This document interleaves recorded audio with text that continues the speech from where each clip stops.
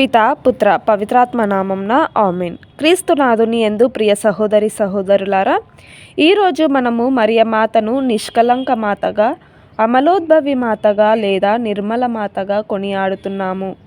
మరియా అనే పదానికి హిబ్రూ భాషలో సముద్రపు నక్షత్రం అని అర్థం, సిరియా భాషలో యాజమానురాలు అని అర్థం. నిజానికి ఈ పండుగ మరియమాతను ఉద్దేశించినటువంటి పండుగగా కాకుండా దేవుడు మరియమాతలో చేసినటువంటి గొప్ప కార్యమును బట్టి కొనియాడేటువంటి పండుగగా మనం స్వీకరించాలి. అందుకే మరియ తల్లి తన యొక్క స్తోత్రగీతములో ఈ విధంగా పాడుతారు. లూకా 1వ అధ్యాయం 49వ వచనం చూసినట్లయితే, సర్వశక్తిమంతుడు నా ఎడల గొప్ప కార్యములు చేసెను, ఆయన నామము పవిత్రమైనది. దేవుడు మరియ తల్లి జీవితంలో అనేకమైనటువంటి గొప్ప కార్యములు చేశారు. అందులో ఒకటి మరియమాతకు జన్మ పాప మాలిన్యము సోకకుండా జన్మించేటువంటి గొప్ప భాగ్యాన్ని కలిగించడం. ఇది దేవుడు ప్రత్యేకంగా ఆమెకు అనుగ్రహించినటువంటి వరం. 1854వ సంవత్సరంలో 9వ భక్తినాథ పోపు గారు మరియ తల్లి అమలోద్భవం గురించి ఈ విధంగా విశ్వాస ప్రకటన చేయడం జరిగింది. అద్వితీయ దైవానుగ్రహణం వలన, ప్రత్యేక దేవుణ్ణి వరము వలన, యేసుక్రీస్తు సాధించు ఫలముల వలన జన్మ పాప మాలిన్యము నుండి మరియ తల్లి భద్రపరచబడింది అని పరిశుద్ధ పాపుగారు ఆ విశ్వాస ప్రకటనలో తెలియజేశారు. అయితే సమయం వచ్చినప్పుడు తండ్రి అయిన యావే కన్య గర్భం ధరించి కుమారుణ్ణి కనును అను వేదాలలోని వాకు నెరవేరునట్లు నిత్యం తన నుండి జన్మించే ప్రేమ అనే జనతైక పుత్రుణ్ణి యేసుక్రీస్తుగా ఈ లోకానికి పంపాలని నిర్ణయించారు. రక్త ప్రోక్షణ వలె పాపము కడగవేయబడి మానవాళికి విముక్తి లభిస్తుందన్న మరో వేద వాక్యం కూడా నెరవేరాల్సి ఉంది.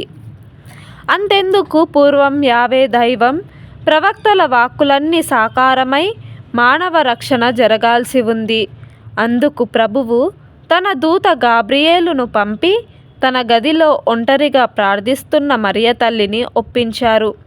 తరువాత ఆ తల్లి గర్భవతి అయి ఉండి వృద్ధురాలైన ఎలిజబెత్తును సందర్శించి దైవస్తోత్రం గావించారు. యేసు శిలువ మరణాంతరము కూడా ఆ అమ్మ ప్రభువు శిష్యులను ఏకత్రాడిపై నడిపారు. గదిలో ప్రార్థిస్తూ ఉండగా అందరూ పవిత్రాత్మను పొంది రక్షణ సువార్త ప్రచారానికి స్వీకారం చుట్టడంతో ప్రధాన పాత్ర నిర్వర్తించారు. లోకమాతగా, రక్షణమాతగా పిలువబడ్డారు. మరియ తల్లి తాను పోర్చుగల్లోని ఫాతిమా పట్టణములో 3 పిల్లలకు దర్శనమైనప్పుడు తాను జన్మపాపము లేకుండా జన్మించిన రాణిని అని స్వయంగా పేర్కొన్నారు. ఇదే సత్యాన్ని 9వ భక్తినాథ పోపు గారు 1854 డిసెంబర్ 8న మరియ తల్లి నిష్కలంకిని అని అధికారపూర్వకంగా వెల్లడించారు. అయితే ఇక్కడ మనము 3 మాటలను జ్ఞాపకం చేసుకోవాలి. మొదటిగా, అద్వితీయ దైవానుగ్రహం వలన దేవుడు ఇచ్చినటువంటి ఒక ప్రత్యేకమైనటువంటి గొప్ప వరం, ఎవరికి కూడా అనుగ్రహింపబడనటువంటి ఒక గొప్ప వరం అద్వితీయ దైవానుగ్రహం. 2, ప్రత్యేక దేవుణ్ణి వరం. మరియ తల్లిని ప్రభువు తన దృష్టిలో ఉంచుకొని ఆమె ప్రభువుకు తల్లి కాబోతుంది. అందుకే ప్రత్యేకమైనటువంటి వరాన్ని ఆమెకు దేవుడు అనుగ్రహించారు. అదేవిధంగా 3వది, ఆమెకు యేసు ప్రభువు సాధించే వంటి రక్షణ ఫలాన్ని ముందుగానే ప్రభువు ఇచ్చినట్లుగా ఆ విశ్వాస ప్రకటనలలో మనకు అర్థం అవుతుంది. అయితే పాపము వలన మరణం ప్రాప్తించింది.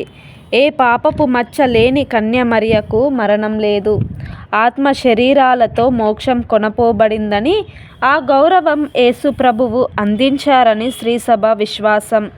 ఇది వేద సత్యంగా 12వ భక్తినాథ పోపు గారు 1950వ సంవత్సరమున లోకానికి ప్రకటించారు.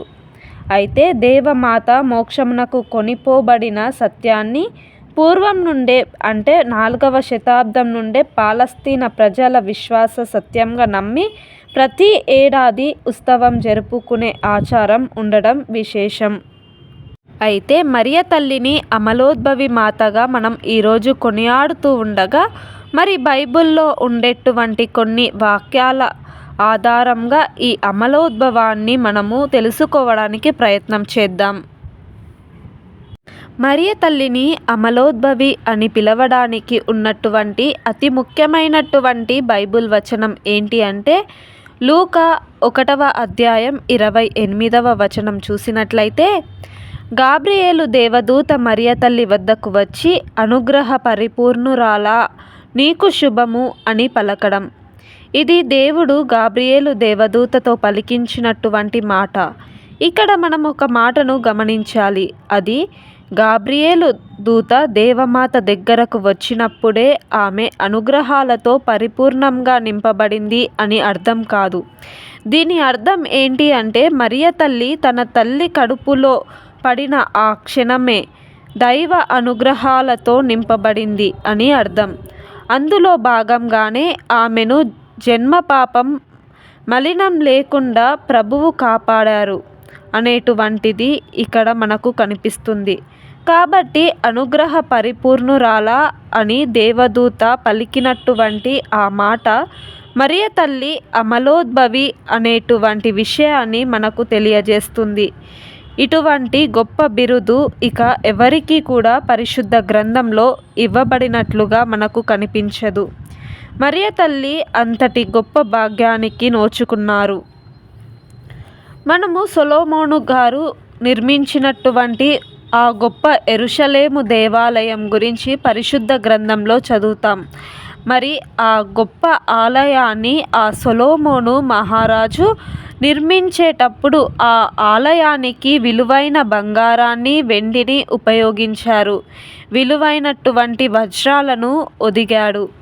మరి ఆ దేవాలయం పూర్తయిన తరువాత అందులోనికి దేవుని ప్రత్యక్షత వేంచేసింది అని మనం చదువుతాం. ఒక దేవాలయాన్ని నిర్మించడానికి ఆ మహారాజు ఎంతగా కష్టపడ్డారో, ఎంత జాగ్రత్త తీసుకున్నారో మనం ఇక్కడ చూస్తే, మరి దేవాలయం కంటే కూడా గొప్పవాడైనటువంటి యేసు ప్రభువు ఈ లోకంలో జన్మించడానికి దేవుడు కూడా అంతే శ్రద్ధను తీసుకున్నారు అని మరియమాత యొక్క అమలోద్భవం ద్వారా మనకు తెలుస్తుంది. అదేవిధంగా యెషయా గ్రంథంలో 57వ అధ్యాయం 15వ వచనంలో ఈ విధంగా చెప్పబడి ఉంది, నేను ఉన్నతమైన పవిత్ర స్థలమున వసించువాడను అని. యేసు ప్రభువు స్వయాన దేవుడు ఆయన ఉన్నతమైనటువంటి పవిత్ర స్థలాలలో వసించేటువంటి వాడు. మరి ఈ లోకంలో ఆయన జన్మించేటప్పుడు కూడా ఆయనకు ఒక పవిత్ర స్థలము అవసరమై ఉంటుంది. ఈ లోకంలో ఆయన జన్మించేటప్పుడు ఒక పవిత్ర హృదయం, ఒక పవిత్ర ఉదరం ఆయనకు అవసరమయ్యింది. అందుకే మరియ తల్లిని దేవుడు సిద్ధపరుచుకున్నారు. ఆమెకు అమలోద్భవం అనేది దేవుడు ప్రసాదించారు. అదేవిధంగా ఇర్మియా గ్రంథంలో 1వ అధ్యాయం 5వ వచనంలో ఈ విధంగా మనం చూస్తాం, నిన్ను మాతృ గర్భమున రూపొందక మునుపే నేను నిన్ను ఎన్నుకొంటిని, నీవు పుట్టక మునుపే నిన్ను పవిత్రపరచితిని అని ప్రభువు ఇర్మియా ప్రవక్తతో పలుకుతున్నారు.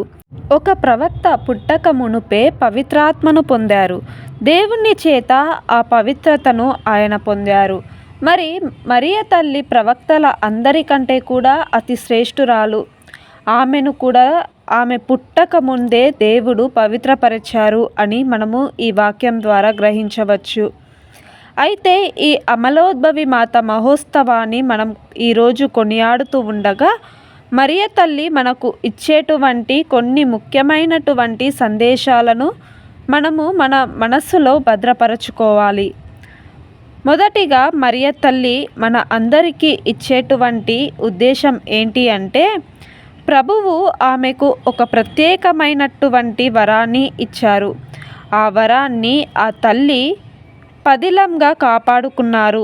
తన జీవిత చివరి క్షణం వరకు కూడా ప్రభువు తనకు ఇచ్చిన వరాన్ని ఆ తల్లి పదిలంగా కాపాడుకున్నారు. ఈరోజు మరియ తల్లి మన అందరికీ ఇచ్చేటువంటి మొట్టమొదటి సందేశం ఏంటి అంటే, జ్ఞానస్థానం పొందిన గడియలో ఆ తదుపరి సమయాలలో ప్రభువు మనకు ఎన్నో వరాలను ఇస్తూ ఉన్నారు. మరి ఆ వరాలను కూడా మరియ తల్లిలాగా మనం కూడా పదిలంగా ఉంచుకోవాలి. ఆ దివ్య వరాలను మనం దేవుణ్ణి మహిమ కోసం వినియోగించుకోవాలి అనేటువంటిది మొట్టమొదటిగా మనం నేర్చుకోవాల్సిన విషయం. ఇంకా మరియ తల్లి దేవునికి మందిరంగా మారింది, ఒక ఆలయంగా ఆమె మారింది. ప్రభువు మన యొక్క ఈ దేహము అనేటువంటి ఆలయంలో వసించడానికి ఎంతో ఇష్టపడతారు.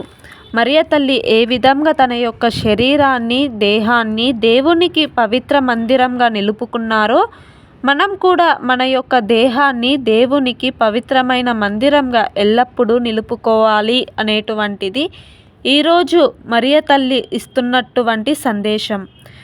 మన ఈ దేహం అనేటువంటిది పాపానికి నిలయం అయిపోకూడదు. ఈ దేహం అనేటువంటిది సాతాను నిలయంగా మారిపోకూడదు.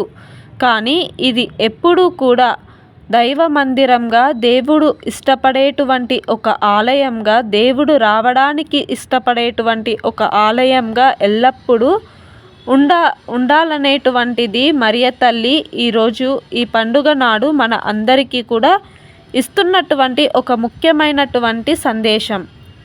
దేవుడు మరియ తల్లిని ఈ విధంగా ప్రత్యేక దీవెనలు ఇచ్చారు, దీవించారు.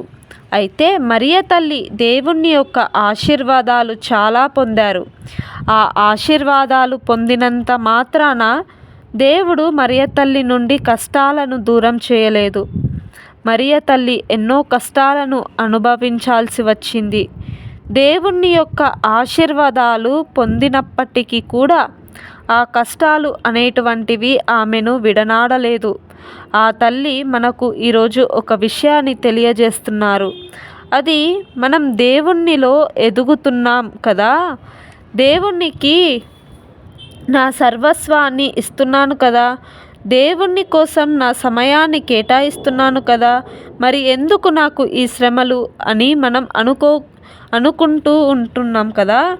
కానీ మరియ తల్లి చెబుతున్నారు, దేవుడు మిమ్మల్ని అధికంగా దీవిస్తూ ఆ శ్రమలను కూడా ఇచ్చినప్పుడు ఆ శ్రమలను కూడా అంగీకరించండి, స్వీకరించండి. ఆ శ్రమలను మీరు ప్రభువునకు సమర్పించండి అని ఆ తల్లి మనకు ఒక ఆదర్శాన్ని ఇస్తున్నారు.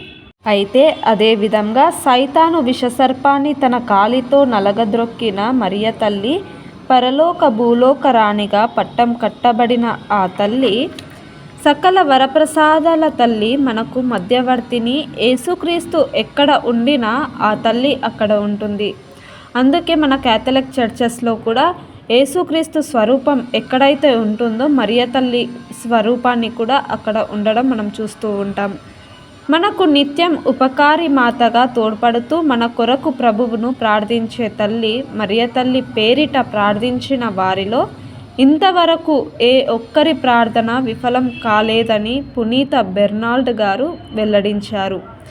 ఎందరో పునీతులు ఆ తల్లి మాతృవాత్సల్యంలో ఊలలాడారని, ప్రయోజనం పొందారని పునీతుల చరిత్రలో చూస్తాం. మరియమ్మ గారిని గూర్చి ఏ సంవత్సరం నుండి 4 విశ్వాస సత్యాలను శ్రీసభ ప్రకటించిందో చూద్దాం.